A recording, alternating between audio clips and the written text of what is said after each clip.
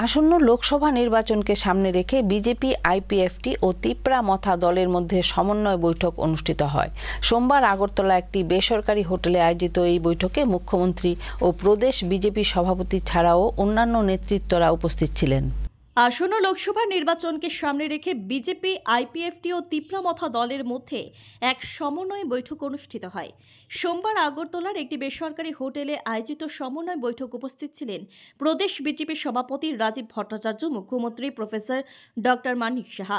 এছাড়াও এই দিনের বৈঠকে লোকসভা নির্বাচনের পশ্চিম ও পূর্ব আসনের প্রার্থী এবং তিপ্রা মথা ও আইপিএফটি দলের রাজ্য নেতৃত্বরা উপস্থিত ছিলেন। এই সমন্বয় সভায় বিজেপি দলের বিভিন্ন নেতা মন্ত্রীদের মধ্যে কেন্দ্র প্রতিমন্ত্রী প্রতিমা ভৌমিক, বিদ্যুৎ মন্ত্রী রতন লাল নাথ, জনজাতি কল্যাণ দপ্তরের মন্ত্রী বিকাশ দেব বর্মা সহ অন্যান্য দপ্তরের মন্ত্রী এবং বিভিন্ন রাজ্য নেতৃত্বরা উপস্থিত ছিলেন। এদিনের বৈঠকে নিজেদের মধ্যে সমন্বয় সাধন এবং লোকসভা নির্বাচন ও ৭ রামনগর বিধানসভা কেন্দ্রের উপনির্বাচনে বিজেপি দলের মনোনীত প্রার্থীকে কিভাবে বিপুল ভোটে বিজয়ী করা যায় সে বিষয়গুলি নিয়ে নেতৃত্বদের মধ্যে আলোচনা করা হয়।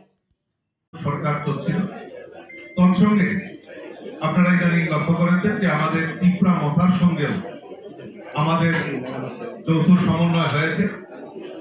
তো সেই পরিপ্রেক্ষিতে আজকে আমাদের একটা সমন্বয় বৈঠক এখানে সংগঠিত হয়। এখানে আইপিএফটি, বিজেপি এবং তিপ্রা মথা সমস্ত দলের বিধায়ক বিধায়িকা থেকে শুরু করে এমপিসি এবং স্টেটের সিনিয়র লিডার যারা রয়েছে তারা এখানে উপস্থিত ছিল এবং সেখানে এটি নির্ণায়ক ভূমিকার মাধ্যমে আমরা নিচে সমন্বয়ের মাধ্যমে এই লোকসভা নির্বাচনকে সামনে রেখে যাতে আমরা কাজ করতে পারি তার সুস্পষ্ট একটি রূপরেখা এখানে তৈরি করা হয়েছে এবং আগামী দিন আমরা সেই রূপরেখার মাধ্যমে আমরা আগামী যে লোকসভা নির্বাচন সেই নির্বাচনকে সামনে রেখে আমরা কাজ করব।